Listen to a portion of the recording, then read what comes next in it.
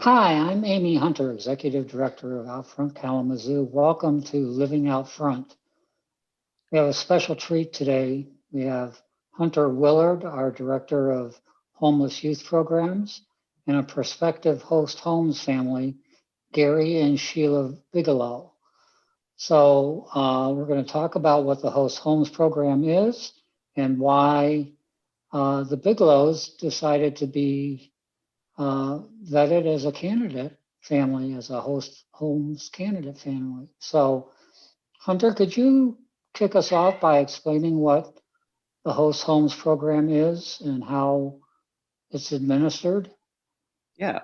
So the host homes program is we take a youth that has recently began experiencing homelessness for various reasons, and we place them with a caring family for up to 6 months while we work to focus on family reconciliation. And if that is not a viable option, then on a case by case basis, we will figure out different avenues to ensure that the youth is being cared for properly.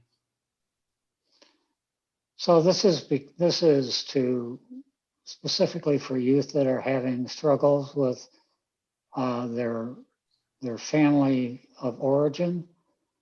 Perhaps the parents are objecting to their sexual orientation or gender identity, and rather than foster, rather than the child going into the foster care system, this is a way that we can help facilitate reconciliation with the family and understanding so that the family of origin provides a good and affirmative living environment again.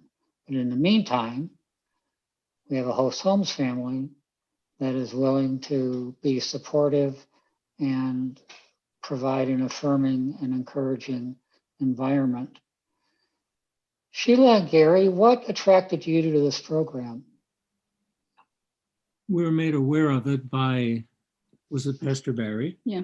The pastor at Chapel Hill United Methodist Church, Barry Petrucci. He had steered us to us another case months ago of a Honduran unaccompanied minor who was said to be gay, and that was one of the problems. So we provided the environment for, was it a month before he became 18? But when he turned 18, he had been in touch with a very good friend, almost a quasi family member, also a young person who was elsewhere, and he went without ceremony to join that person in Florida. But in the meantime, we had a very good experience with him. He left us a nice note saying how good he thought we were, in spite of his leaving. So he left us a pencil sketch and a note and very little else, but he went secretly away. Yeah, but yeah, it's that we see a need, and we like to feel useful, and we think that we can be useful in this context. Maybe Sheila should explain more. Now, I don't know. No youth should be homeless. I mean, in an ideal world. And especially when we have young people who are homeless because of their trying to be their authentic selves. We know that by the time youth come out to their parents, they've been thinking about this for a long time. And if this is something that the parents reject, sometimes parents just need time to get used to it. Sometimes it's more than that. But in any event, we feel that we can provide, young people can explore and be safe, finish school or whatever. Yeah. And as I said to Hunter when he came out, we're pretty churchless. But it also means that we can talk, if reconciliation is the ultimate goal, if possible, and if faith has been an issue, as it so often is with LGBTQ youth, we're in a position to discuss that with them. Plus, we come from a position of having gone through this a bit ourselves. Yeah, there was a night, was it in our daughter's senior year? Junior year, yeah, I couldn't remember which, that we were already in bed, almost asleep, and she came in and said, I think I'm gay. Good night. So we know Short and to the point. Yeah.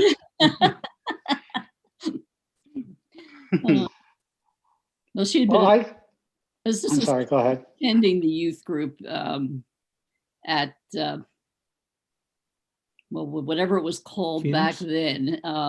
Kalamazoo Gay and Lesbian Resource Center. Yeah. And we had done enough research to know where she was going. I mean, the official story was that she was going to a youth group at the Presbyterian Church, and okay, we found out what youth group meant at the Presbyterian Church, so it wasn't a total surprise.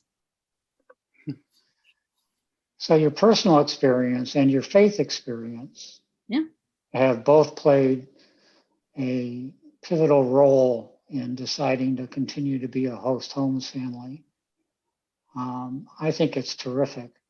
There are so many reasons why LGBTQ kids become estranged from their families and end up homeless. And oftentimes it's the faith component. So the fact that you can talk from that perspective and help the reconciliation process, hopefully.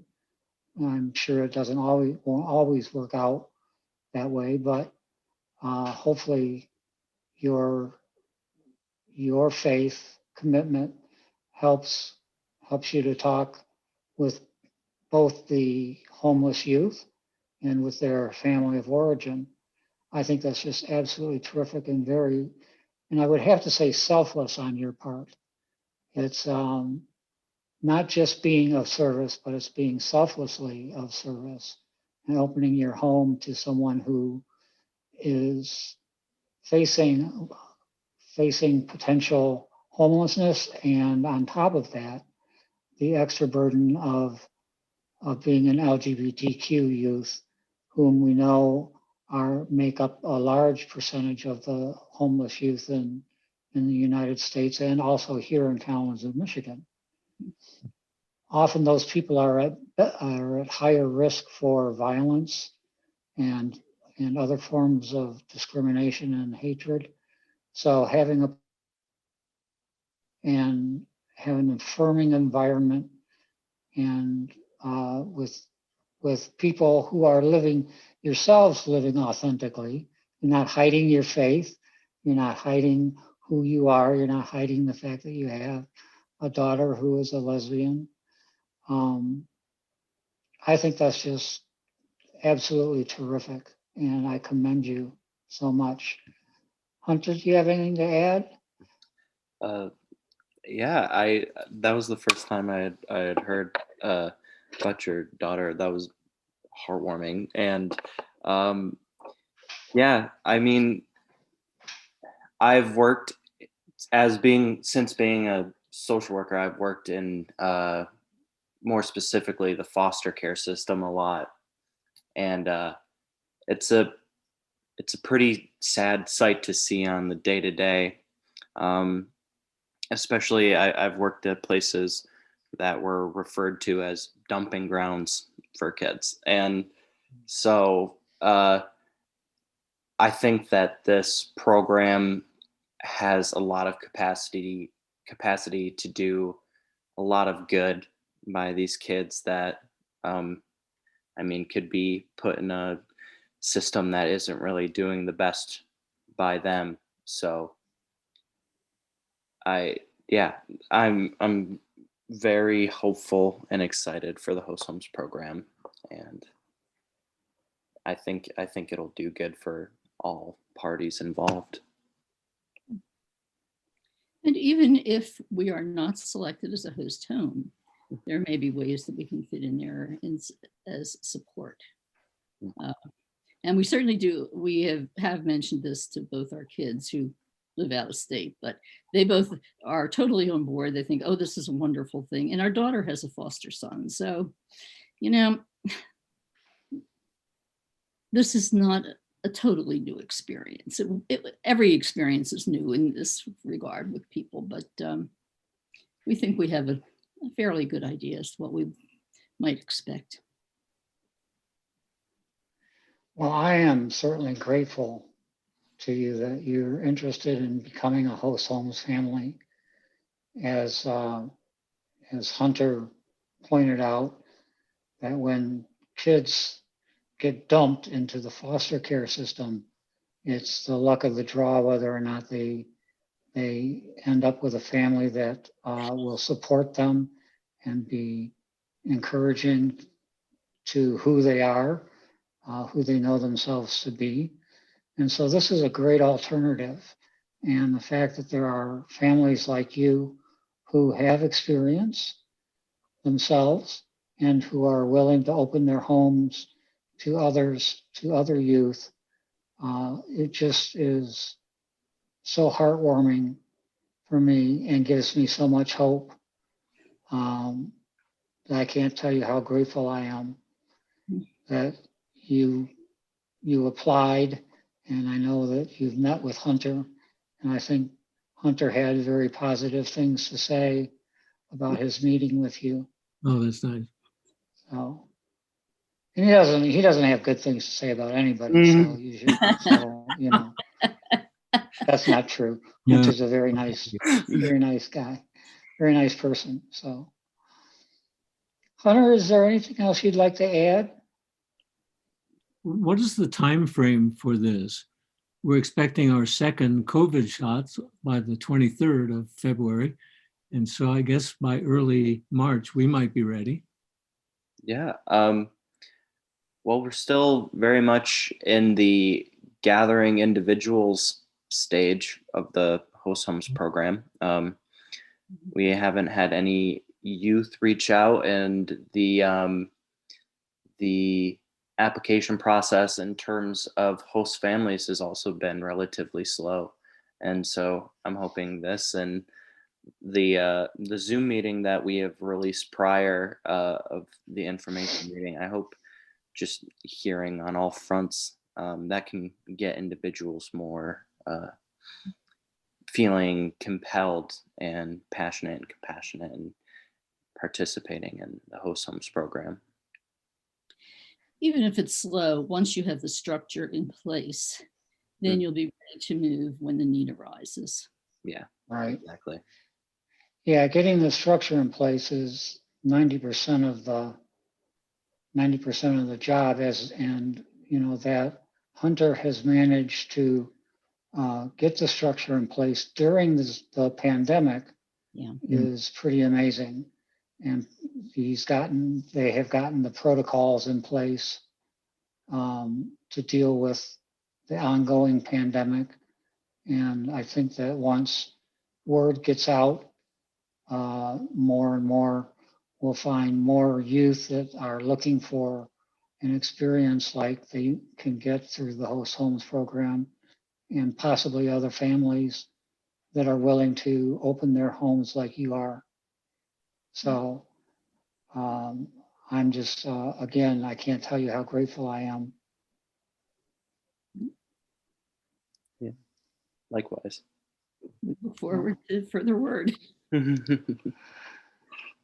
So we've been speaking with Gary and Sheila Bigelow today, and Hunter Willard, our Director of Homeless Youth Programs. I'm Amy Hunter, Executive Director of OutFront Kalamazoo. And that's it for Living Out Front this week.